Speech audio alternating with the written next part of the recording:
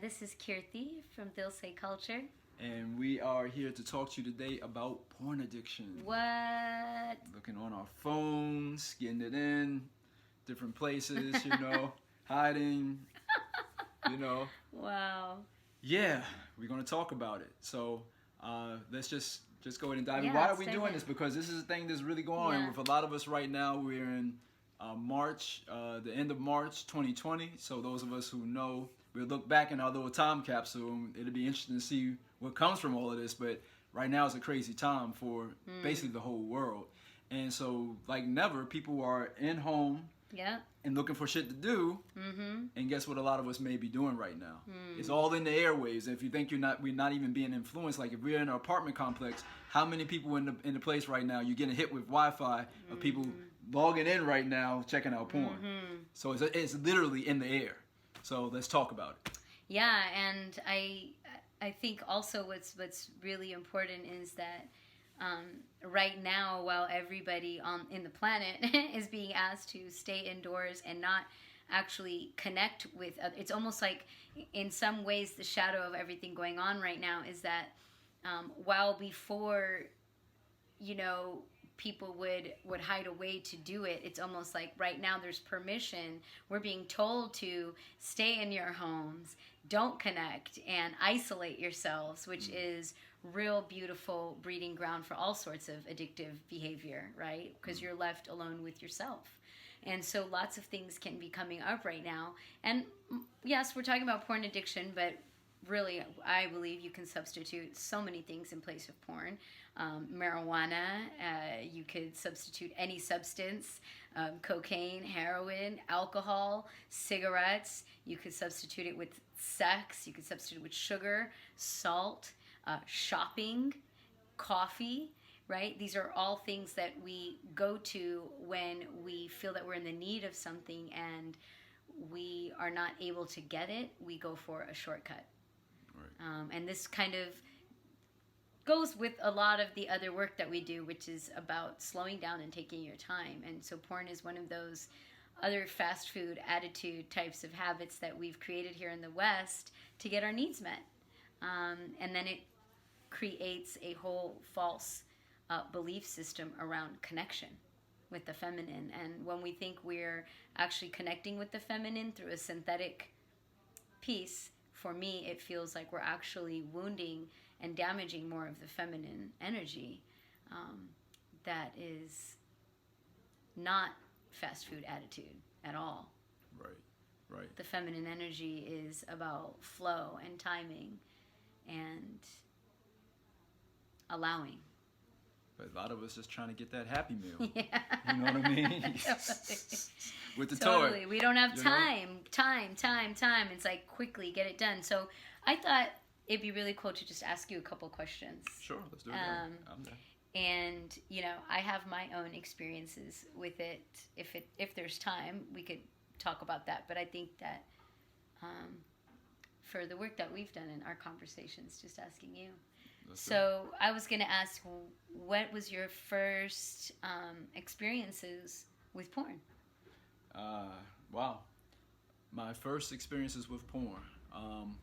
Well, the first time that I can remember, I don't know if this is the first time, but the first time that I do remember is I was probably somewhere between 7 and 9, and I found my uncle. I was up in Queens, New York, my grandparents' house, and my uncle, he was staying there, one of my uncles, and I went into his room, and underneath his bed, a lot of us, we know exactly, he had a stash of not videos but books, and it ranged everything from, I guess, what you would call soft porn, and then underneath that was the hardcore stuff. And I saw some of the hardcore stuff, and I'm like, what is going on? Like, why is that white stuff? Like, what?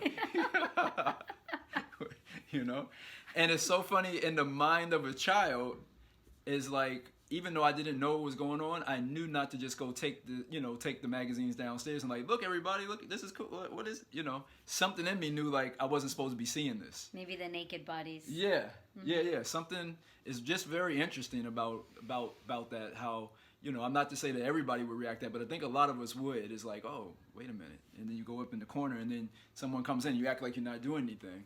So I looked at it and I tried to put everything back the way I found it, and I got out of there. I got out of there. And that was my first time. And so was it do you remember any emotions like at that time for you that were running through? Are you able to remember though? Was it exciting? Was it scary? You said like it was almost like, what are they doing? And intriguing. Like curiosity. Big knowing curiosity. That it was something mysterious almost. Yes, I would say just intrigued. Like you say, probably, although I didn't think of it at that time, but probably the naked bodies. Yeah, it's almost like the graduated version of when you realize like you can look up bad words in the dictionary. I mean, kids today, they don't use dictionaries or encyclopedias, but I remember it was like, what? Like that's like it actually bad words are in the encyclopedia and dictionary, and you feel like you found something that you can go. It's not right and appropriate, but you're wanting to do it because there's something about that is like not right, and it's not. I guess it's like almost like the underworld. Intrigue of it. There's like an underground intrigue of it, right? It's not, sex is not something that we really openly talk about. In some households, I'm sure, and I had friends who growing up, like their parents were totally open with nudity around them, and they definitely have a very different perspective on clothed and unclothed. So much of that happens, when we're young. Okay, so after that experience, so that was it in magazines. When did you first actually ejaculate from watching reading porn or watching porn? I think that was probably somewhere like maybe 14 years old, watching something like Skinamax, aka Cinemax back in the day, Cinnabons. Watching Cinnabons back in the day, man. Lady Chatterley. They had a whole series. Lady Chatterley, and she was like this little nurse, little French maid nurse or whatever. She'll go around cleaning people and somehow get bent over everything she's cleaning, so. Yeah. Wow, so funny. Lady Chatterley and there's there's dust so everywhere, dusty. man. Everything's so dusty, man. Gonna dust that ass.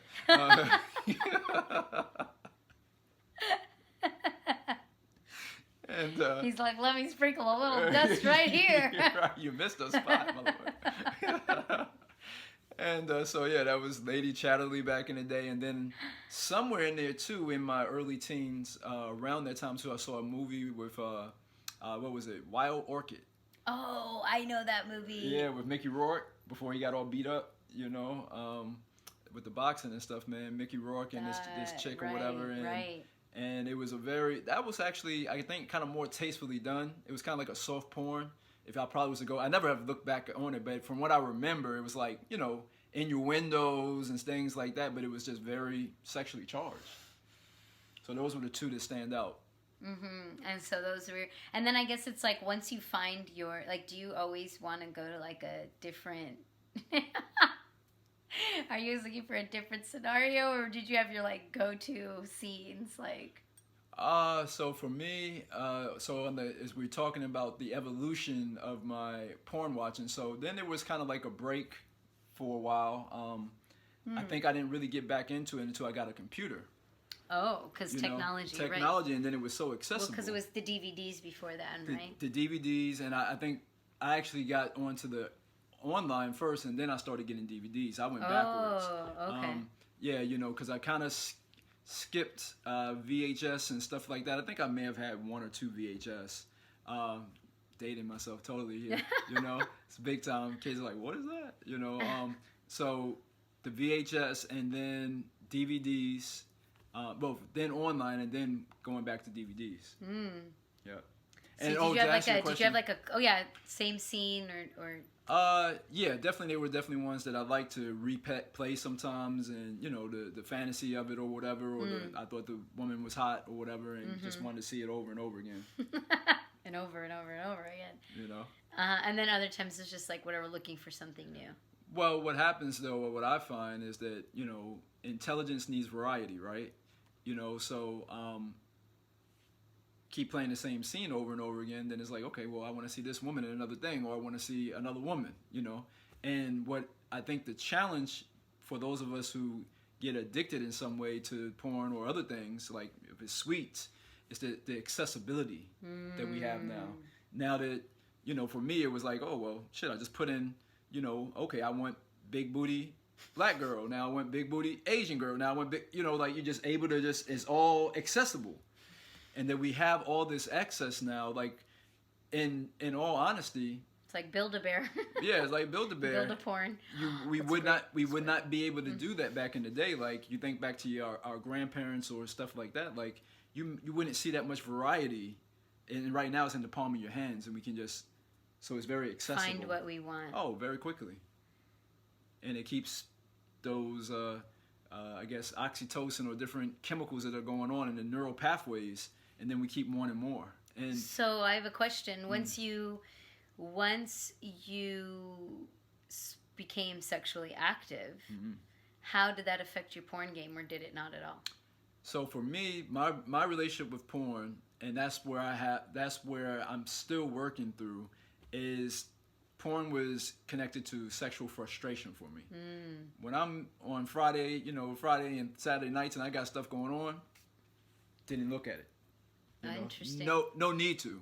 I did see a movie. What was the name? It was really good with Scarlett Johansson and John Hewitt. What was it? Don. Damn. It'll come to me. Don Juan. And in that movie, he was getting all these, you know, attractive women or whatever. And the only way he could, quote unquote, get himself off though was actually watch porn. Right. So he would sleep with the women and then sneak and go watch porn to get himself actually off. Right.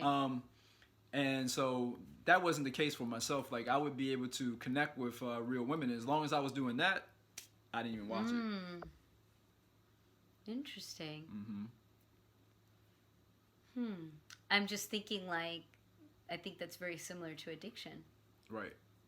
No, it became a stand-in for me. It's like, okay, right now nothing is popping for me here. I don't have anything going. Okay, well, I find myself back into that. Right, and I think before you know it, like, and with addiction, right, is it before it becomes such a secondhand nature. Where you actually now need it to function and survive. There's a thin line, right?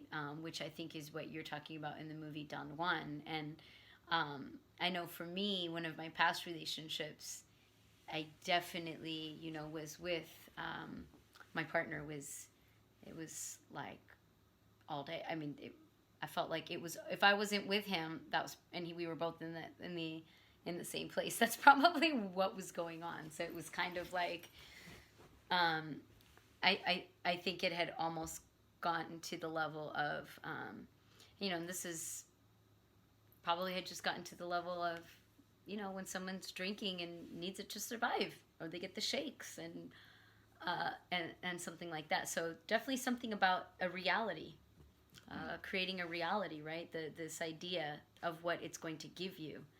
Like what is the chemicals that the brain is going to release in terms of like oxytocin from that orgasmic release is what you're really wanting, that orgasmic expression. And then same thing probably with all addictions is like there's a release or an expression that you're craving, and you don't want to be patient in terms of cultivating that. You want to get that quickly. Right. No, definitely. I think that quick release, that quick expression, that we find that especially the masculine that we end up wanting, and we want to circumvent in some way. I think that's part of the appeal of porn. Is like you just turn it on, and even in the porns, the guys just get into it pretty quick. There's no cultivating. You know, there's no you have to take her out for this, and you know, I think there's. For whatever reason, we've been made to feel like cultivating and courtship is being a chump. That there's something, being a simp, you know, like that there's something wrong with that process. Whereas if we look in nature, like nature is usually telling us that there is a courting process. There is a process to activate the feminine, or to wait for her to be activated on her own, you know, for her to say that here I am. We just want to speed up and Right. just have I it. mean, like, for example, maybe it would help if you went to the dentist and he just went in there to pull your tooth out, Right. versus if you went through to the dentist, you get to see what's going on with your mouth. All right, what's happening? They tell you what they're going to do. A lot of times they'll show you the needle with the Novocaine just to let you know, like, all right, I'm going to numb you so you don't feel it. How are you feeling? Do you need more? You know what I'm saying? Like, it's this whole conversation when there's a process to anything, to make sure both people are on the same journey and ride together. I've been noticing that anything that's quick and fast, usually is a sign that there's not an honoring of the journey and the process. Things really, I don't think, are supposed to be quick and fast. Right. Right. No, and then, you know, fortunately for me in my journey, I found out about, or re-found out in this lifetime about, started to remember more tantric and Taoist, you know, teachings and things, and that's when I started to transition. So fortunately, I think that definitely helped curtail my porn watching, and you know, I guess even saying if it got to an addiction, because there were definitely times when if I didn't have anyone that I was dating, it was like I would be at work and like, man, I can't wait to get home to watch porn. You know, So maybe it yeah, had, it borderline. had elevated to that level for me Totally. at one point. Yeah, I mean, I think for folks who've had addictions, a big way of testing that is like, how long would I be okay with not doing this? Right. You know, would I be okay with not accessing this, you know, blank, and be okay with it and still be able to function? So what is your point of view? Do you think that porn watching and accessing porn, do you think that it's a healthy practice? You know what I'm saying? I think that a blanket statement like that, there's a full spectrum of where people are at on that. For myself, I'll just speak from my journey. It's something that I've definitely have curtailed, and I just went 9 months without doing it, without watching it, which was a pretty long period for me, maybe one of my longest. And I look forward to the day when I don't do it at all, you know, just because I feel like there's other ways to use my creative energy, you know. And for me, I'll say, again, I'll speak for myself. On my journey, what I've realized is that I look to it like when I have a high surge of energy, like the last time I ended up looking in this past week, looking at some, that was because we had a very powerful energy work session. And me and Kirti weren't together though. And the next day I'm like, man, I still have all this energy, you know. And usually in the past, you know, it's like, okay, well, I'm dating multiple people or something else, you know. I've never really been real big on masturbation, you know, so I don't have that outlet. You know, I would do it sometimes, but that's not really been a real high thing. Like, I like to connect with a woman, you know. And so if I don't have that readily available, you know, me and you weren't together. And so it's like, oh, this surge of energy. And I was like, wow.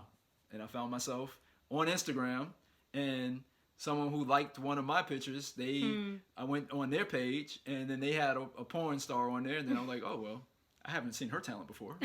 Let me research her talent. Let's see. What is her acting abilities? Right.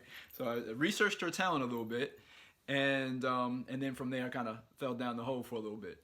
So with that, for me, I know that it happens when I am wanting connection with the feminine, you know. And every time I've watched it, since I've known about energy work, and since I've known about Taoist and tantric practices, what I'm looking for is never on there.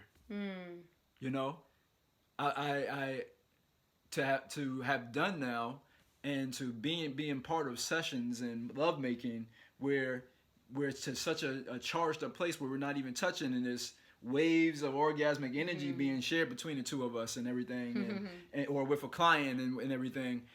I don't see that, you know. And that's really ultimately what I'm looking for, is like when I see the feminine on there and everything being kind of approached in that way, I'm kind of like, not turned off by it, but it's not fulfilling. It's not fulfilling. You know. So it's a wide spectrum. I think what you're saying is that it's a wide spectrum. A lot of people probably engage with it for different reasons, but to be clear on your intention in terms of why you're watching it, and be really like clear, like, and be okay with like, okay, this is why I'm watching it right now, and this is what I'm doing. So right, and know that his images is taking up space in our mind, in our being, right, of some sort, and it may very well be something that is causing us not to be able to connect in the real world with the feminine. Just know that carrying those ideas and those images, just that way of thinking that that's a way to be with the feminine, if we're still carrying that very strongly, it may be one of the things that's causing us not to connect with the feminine in ourselves and with the feminine. Yeah, did you ever, I mean, how did you feel? I mean, because I'm definitely not somebody who's ever watched porn like a lot or enough to be like somebody who knows, but like, did you find that when you would get together with women after watching porn, just because I've been with people who've watched porn, would you expect women to behave in certain ways? Did you want that? Did you crave that? Or were you put off if a woman didn't act like a porn star in the bedroom? Like, was that a turn on for you, for her to be that way? Was it weird? Like, how did that affect your whole, like, interacting with women? It definitely affected me. Like, I think that there was a part where I say that I got spoiled, and it was in part because of porn, and then also music videos, and, you know, then speaking with other guys and everything like that, but part of the overall society, I guess, but kind of being spoiled to think like, man, if she ain't giving it up on the first or second date, I ain't even trying to talk to her no more. Wow. You know, and I attribute porn as part of that mentality, you know, and not seeing a value in courtship. And then also I have to factor in my own story, the nice guy, you know, coming through dealing with nice guy energy and feeling picked over and, you know, feeling like, okay, women want a bad boy or this or that or whatever, all story, but story that I brought into, right? And the truth was, is I was being chose too, but I just didn't know how to play, you know, to move in it. Well, also just being it's not just for men, but I think men, women, and whatever, however you identify yourself, that like also the ability to recognize when you are being chosen. Right. And instead of seeing it as like, oh, they don't really feel that way, but it's like, I'm being chosen actually, you know. So yeah, that's a tough one though, because there's so many of us who've been bullied where you think you're being chosen and then somebody says like, yeah, no, you're not. But the truth is like, actually you were even still being chosen to have that experience. Yeah. Yeah. And that of itself was a journey. So, okay, if she's not giving it up because it was like that fast food, what about sexual behaviors in the bedroom? Well, there was definitely times where I feel like because of my porn watching and everything, there was definitely times where I feel like my connection definitely, you know, the woman wasn't as orgasmic because I wasn't really present. I'm like seeing some porn star, you know, or trying to, like you say, do some porn thing with her, just using her body like a blow-up doll, more or less. And then also I feel like there's definitely been times where I came very quickly because I was so charged up and the energy wasn't making the microcosmic circuit. So the energy was getting stuck in my genitals. Then when you add that in with some good old liver sexual frustration, and the liver is not able to spread the chi, the energy like it's supposed to throughout the rest of the body, it's just going down to the genitals. So that's going to be the very thing that's going to help with the ejaculation very quick. Even I think there was some one or two times, and this was in my late 20s, where I couldn't get it up, and that was scary as fuck. It's like, wow, what's going on right now? But I think in part of it was because of what I had going on with porn. Yeah, I've definitely been in situations like that, you know, and I think as the woman in that setting, it's so confusing because you're like, this was initiated by the both of us. Now we're here, and what's happening, and it's so confusing, and it's also hard because No, it's not hard. Sorry. it's hard because or it's not hard. Right. Because we're doing what we see in movies to get a man's attention, right? We're programmed in one way, and when it comes to intimacy, some of our male counterparts are being programmed in a whole nother way of how a woman should be acting, way more aggressive, clearly. Whereas in the movies, you know, as women in male-female partnerships, we're being programmed to be like shy and innocent and like, you know, don't give it all, you know, just like, oh, coy, and even if you want to be that dominant. So it's really confusing, and again it comes back to just like the honesty in terms of communicating who you are and what type of person you are when it comes to intimacy and what you like. But yeah, I can see how that's so challenging when what you think should be done in the bedroom is being structured by porn.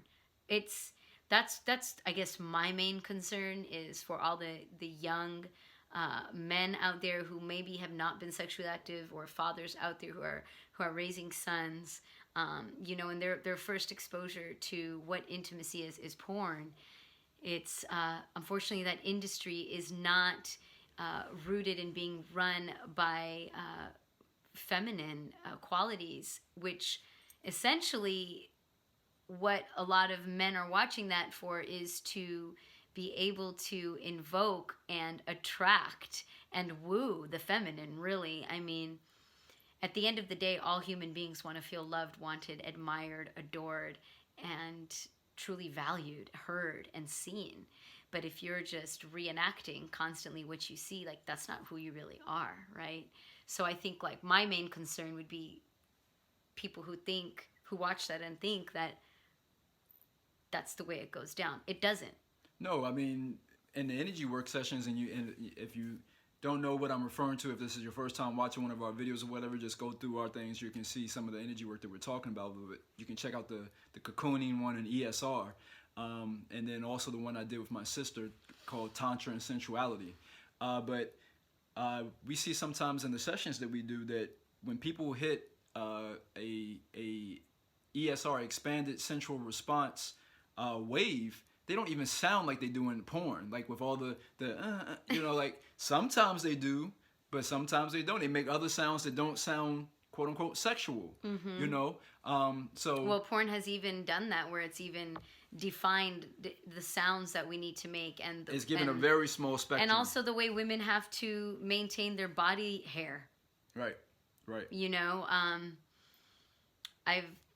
I can't get over the fact that, like, wow, why do women have to become prepubescent and hairless? You know, why is there this fantasy around, you know, infantizing a woman, a grown woman, and making her like she hasn't hit puberty yet? There's something very twisted and weird about that for me. It's like, okay, I get this, I get that, but some of these things are about, I mean, why? So it's okay for us to have big breasts as a grown woman, but we can't have, you know, a hairy vagina. Exactly. Okay, I see. Yeah.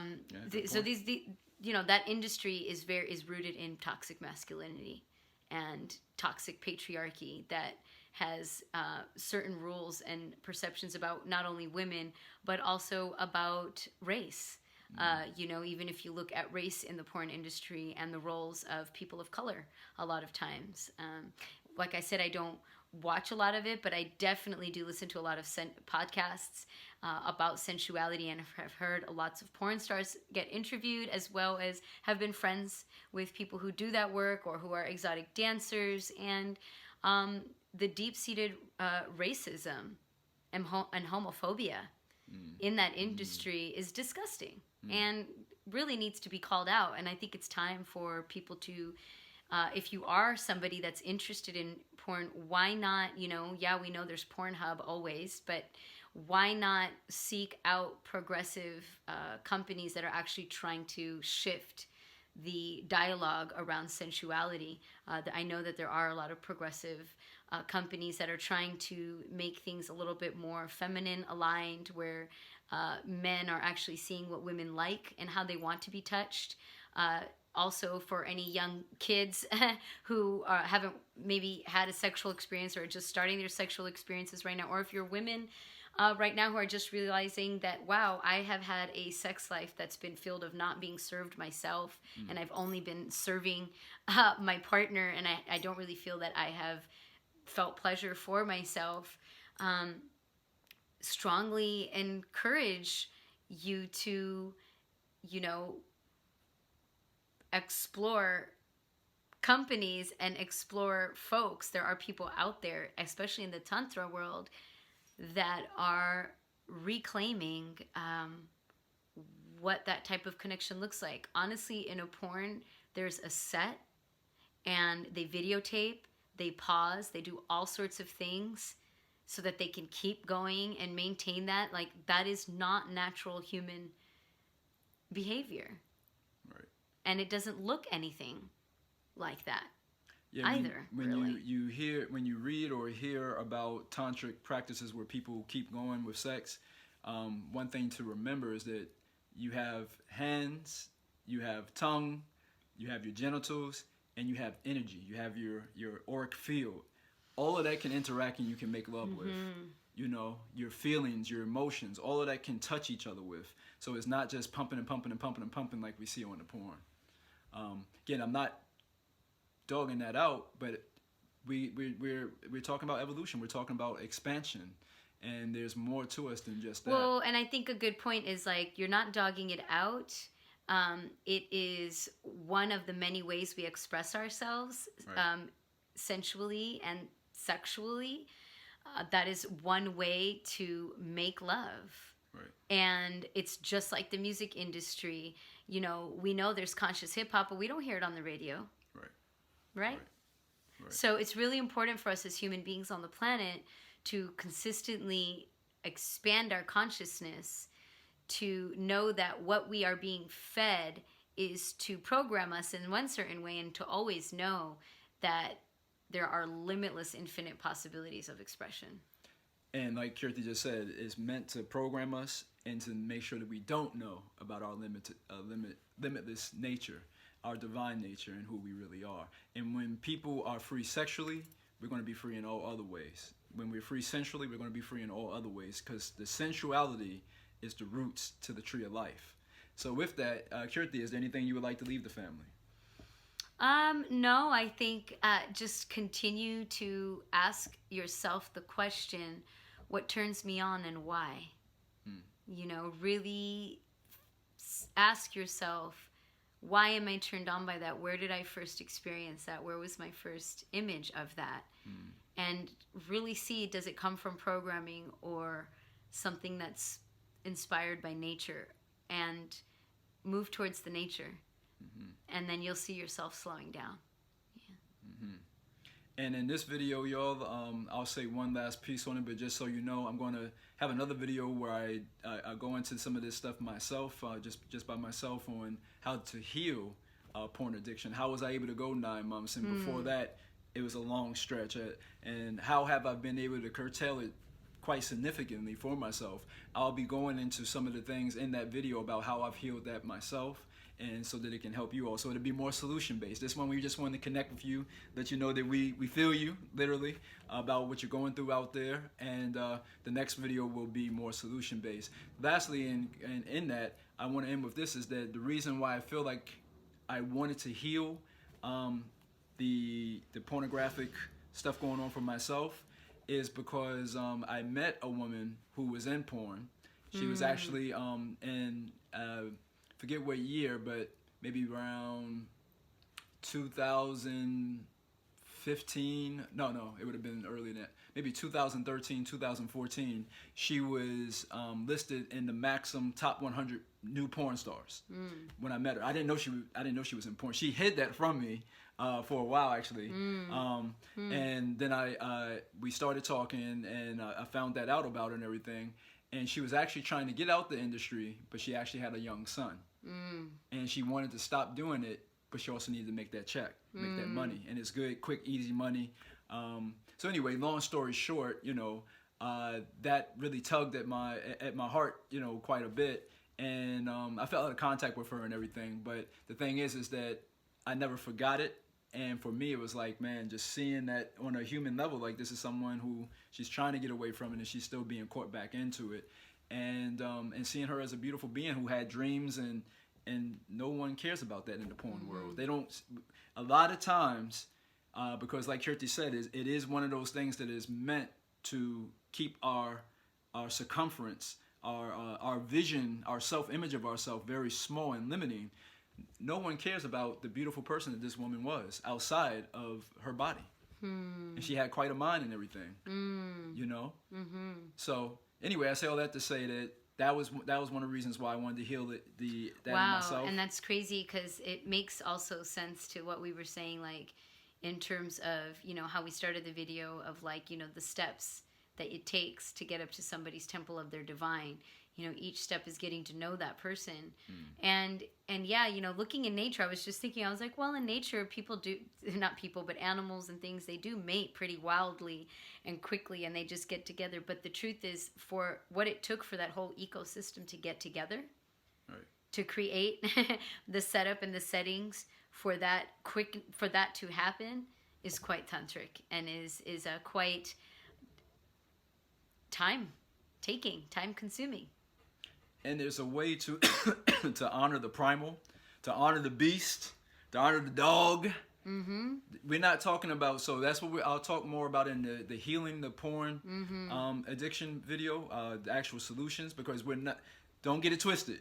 We're not saying that that's evil. Right. We're not saying that energy or just wanting to pump away a little bit sometimes, that there's anything wrong with that. We're just saying that you're more vast, that's just a part of you, and don't think that that's the only part of you.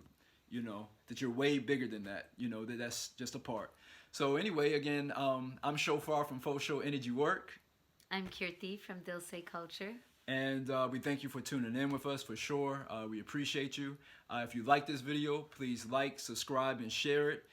We do coaching for couples and singles, men and women, for all energies. And then we also do energy work for couples and singles. I have a book, Soul Sacred Orgasmic Living, that goes a little bit into all of this stuff that we've been talking about. And then also we do workshops. Right now we do them online, but we also do workshops, hip hop kundalini, and then intimate relating for couples with Kiss and Vibe as part of our offerings. Thank you again for watching us, and keep shining, keep climbing, y'all. Peace. Peace.